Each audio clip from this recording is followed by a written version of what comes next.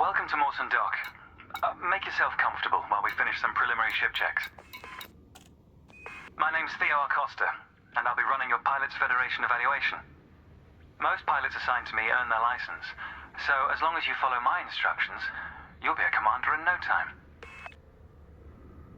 Oh, and before you ask, I may sound like an Imperial, but I'm actually from an independent system. Today we'll be covering the basics of flight control, combat, and frameshift drive use. This Sidewinder has been installed with a specialized computer that'll take control at certain points.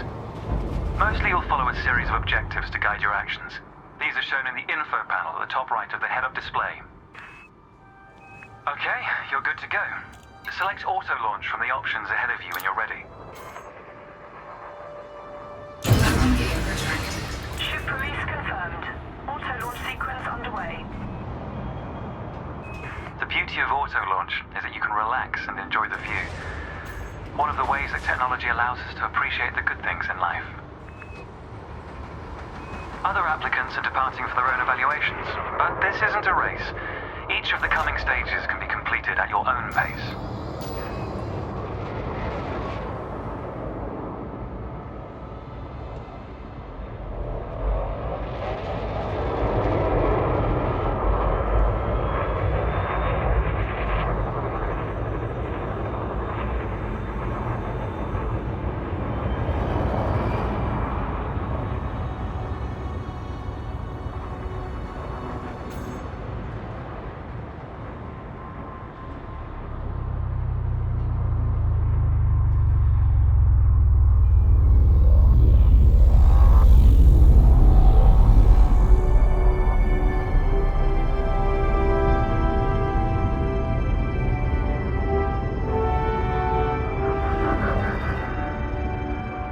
Remarkable, isn't it? For so long, humanity gazed up at the stars in wonder. We're not distracted by one of Earth's many wars. And now, we glide between them without a second thought.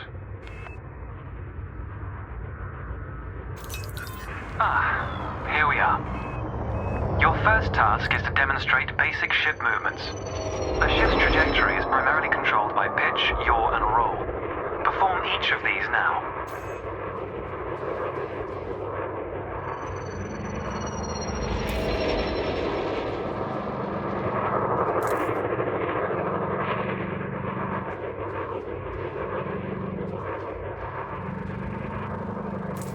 Good. Now increase your throttle to accelerate forwards.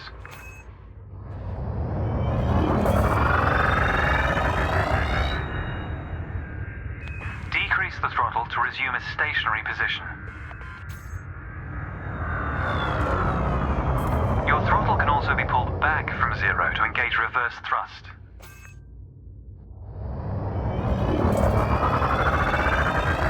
As before, push the throttle in the opposite direction to cease moving.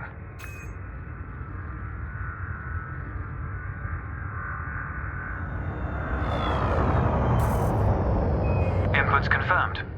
Looks like you've got the hang of individual controls. Let's see if you can put them all together. Your next task is to guide your ship through a series of checkpoints. Head towards the course, following the target indicator. The course weaves through an orbital structure and is designed for the novice pilot.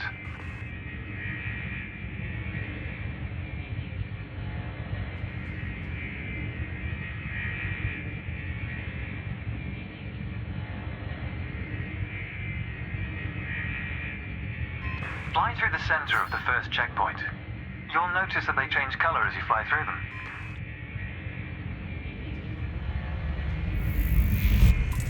And we're off. There's no time limit, so maintain a comfortable speed while you familiarize yourself with the controls.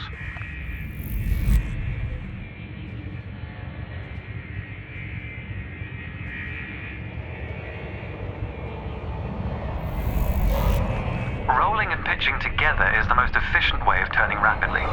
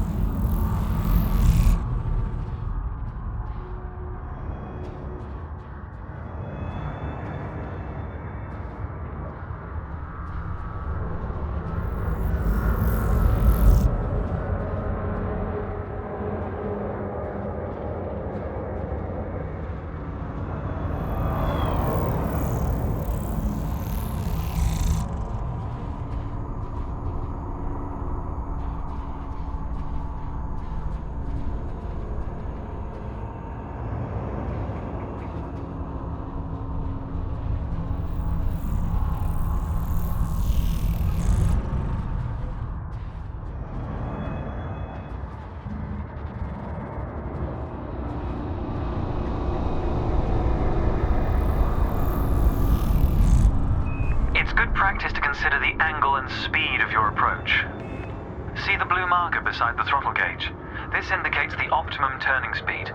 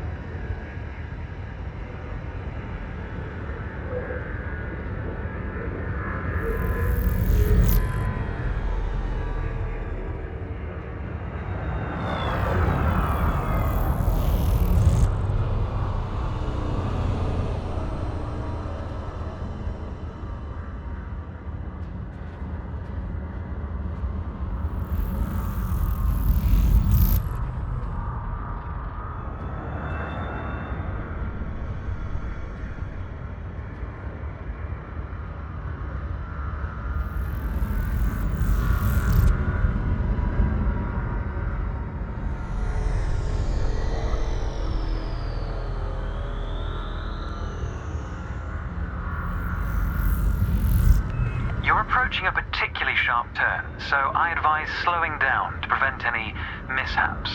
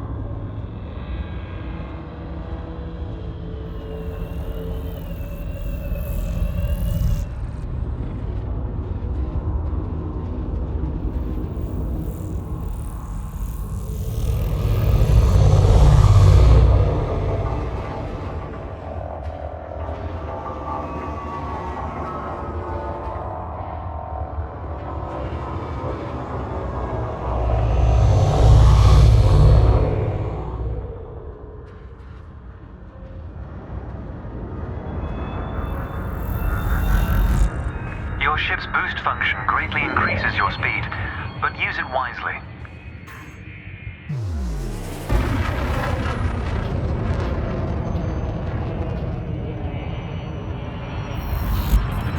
That's the last checkpoint. The Sidewinder is an agile craft, and you handled it well. A new icon has appeared on the sensor display in the center of your dashboard. This represents a nearby beacon, which you'll soon scan as part of your evaluation. Target the beacon before we continue.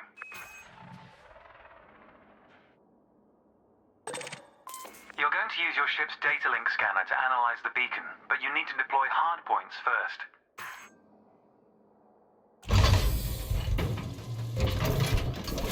Good. Most external modules are installed on hardpoints, including weapons. Control is back with you. The beacon is relatively small, so you'll need to position yourself close to it.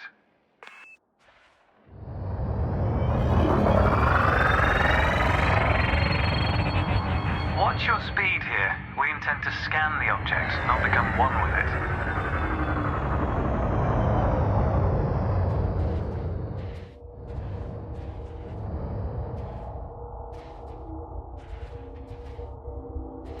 You can scan the beacon now.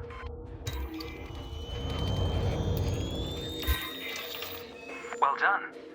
The Data Link Scanner is a versatile tool that connects with network interfaces and various data points.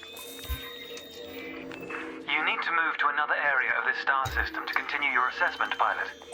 Rather than travel for the next year using your thrusters, you can employ the ship's frameshift drive to increase your speed by a few orders of magnitude. First, ensure that the ship is correctly secured.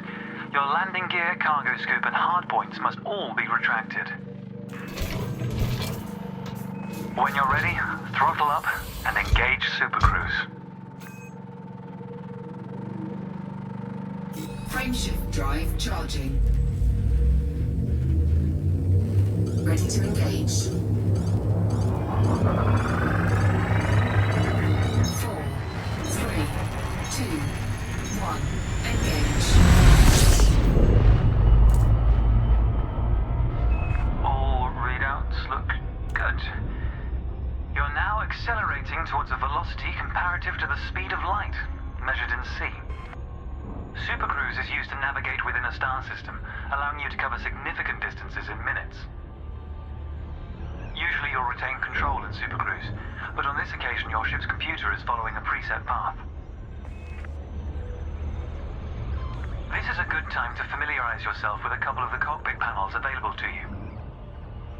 In the top left of your HUD is the comms panel, which displays pilot communications and contacts across several channels. The top right is your info panel. Entries here mostly relate to your ship's status, computer messages, and events happening around you. Ah, there we go. Welcome to Lightspeed.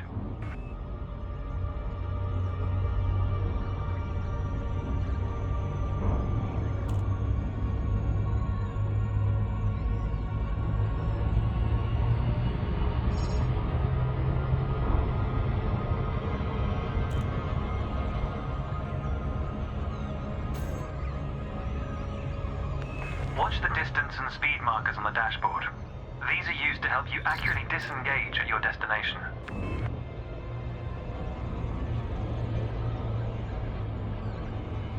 Your next lesson will introduce the basics of combat. Several static and mobile targets will be provided around a decommissioned megaship. We'll also cover some situational information about weaponry and target tracking. And yes, you'll get to shoot those weapons you saw earlier.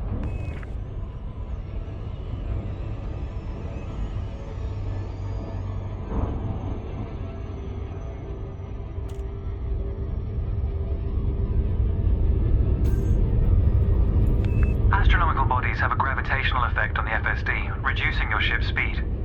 The closer the body, the greater the effect.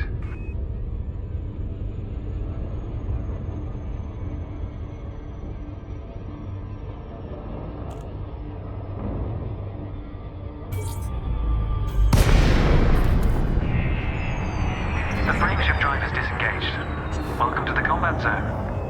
Before you start shooting, however, try analyzing the megaship with a data link scanner.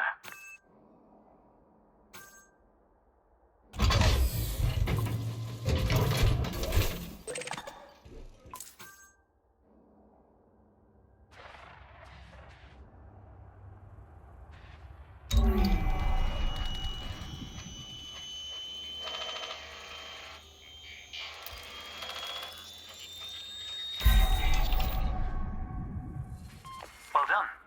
It's often worth scanning objects you're unfamiliar with to learn more about them. Next, you need to activate your weapons by cycling to a different fire group. You'll notice that your weapons are now listed on your HUD. Fire groups allow you to manage your hardpoints efficiently. Let's begin the combat evaluation. Destroy several of the canisters.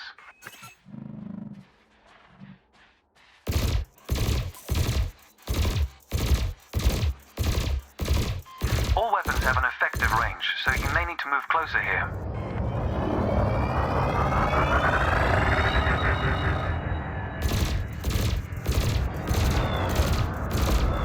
Your ship has 2 weapons installed.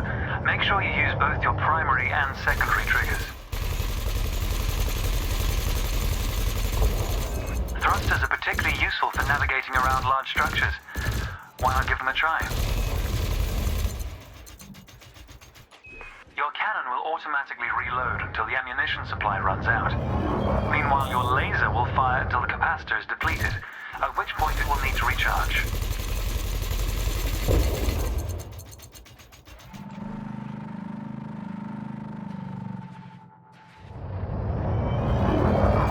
Try targeting the canister you're aiming at.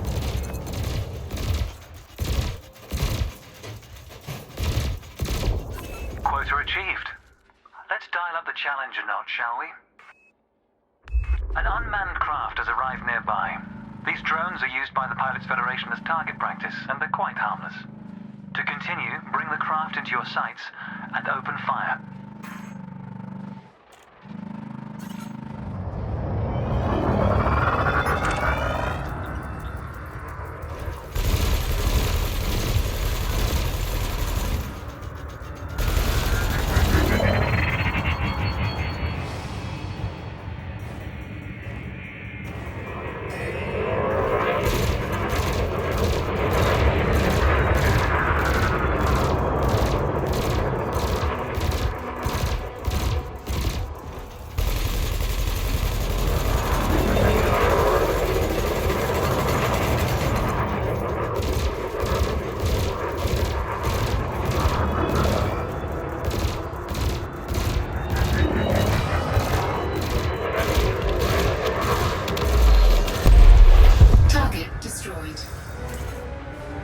Nice work.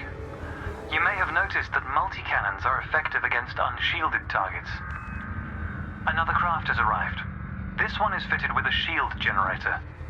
Helpfully, your burst laser is a thermal weapon, which excels in stripping away a target's shields.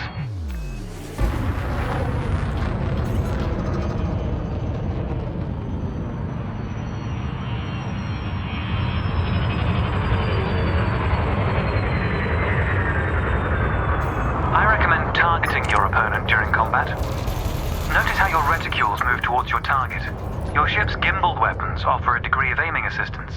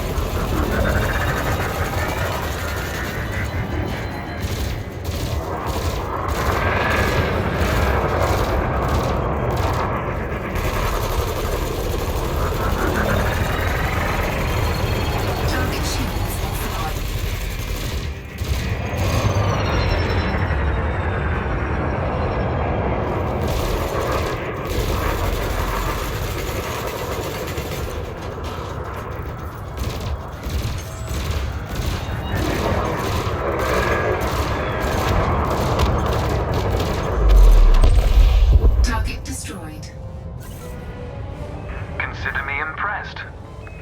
Your final target has dropped into the area. This time your opponent will fight back, but its damage capability has been greatly reduced. Your target will not react until it registers shield damage. Engage when ready.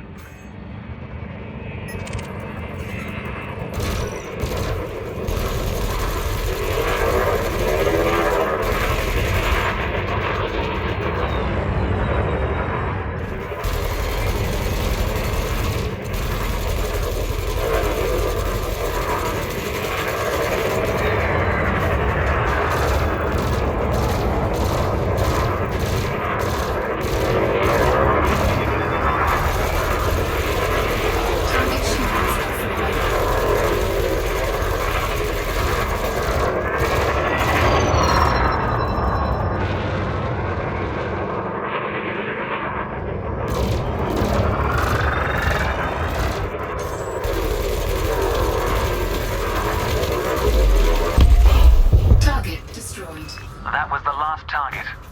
Even if you're planning on a peaceful career, understanding the basics of combat is vital for a pilot's long-term survival.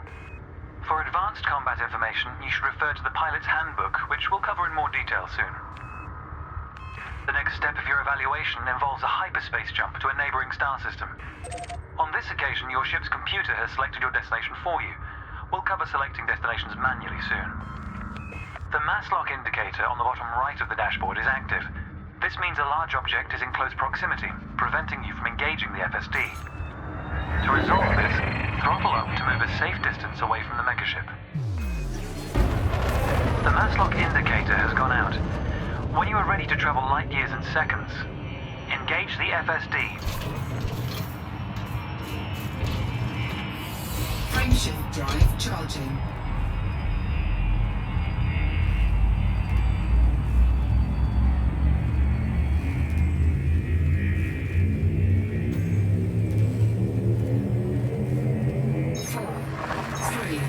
2, 1, engage.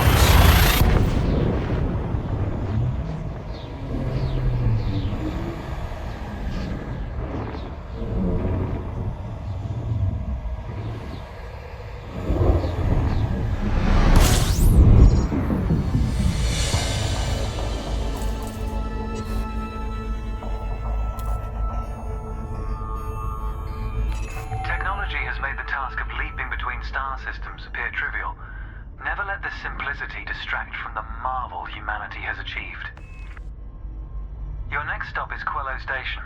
This time we'll employ the Supercruise Assist module to guide your approach.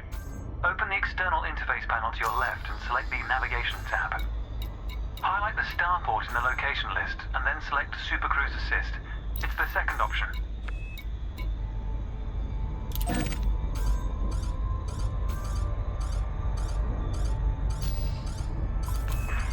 destination selected, throttle up and aim towards your target. The compass to the left of the sensor display will help you orient yourself.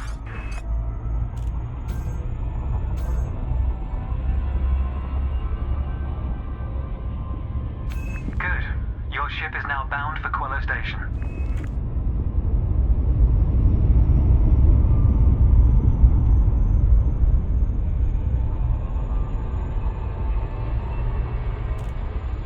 Let's take a moment to review the interface panels either side of your chair. The external panel is primarily used to interact with the galaxy around you. For example, you can access maps, display contracts, and review nearby objects. Meanwhile, the internal panel displays information about you and your ship. You can adjust module functions, check your records, and access the codex, among other things.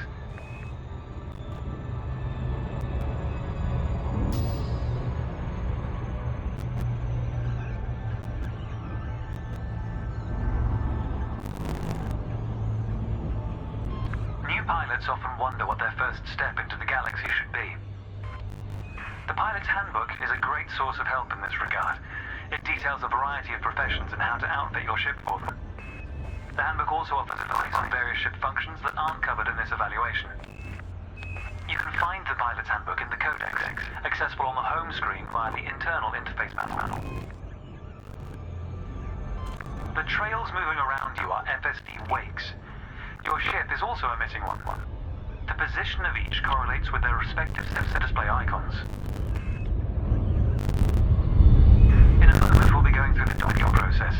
This will cover docking permissions and a standard landing pad approach.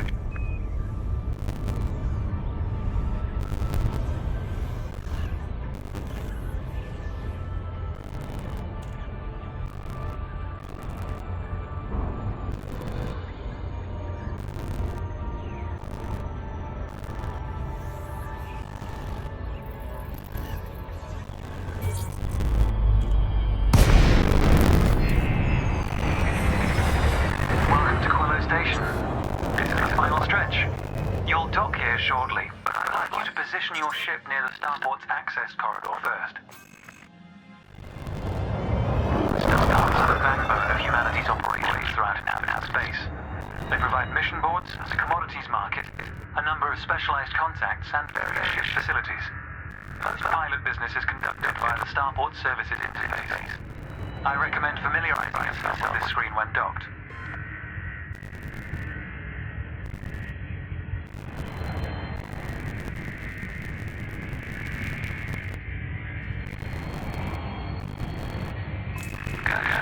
Ease off the throttle and hold position here.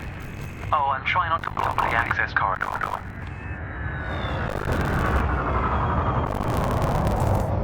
We'll be using a docking computer for this landing. You can always dock manually in the future, of course, but practice in a training simulator first. Whichever method you use, all ships must seek docking permission before approaching the landing pad. To request docking permission, open your external interface panel and select the contact tab. Then select the station in the list, followed by request docking in the information panel. Mission authorized. Docking method has been engaged. You've been assigned landing pad 3. The compass will point towards your designated pad. Ships need to be within 7.5 kilometers of the starboard for a docking request to be considered.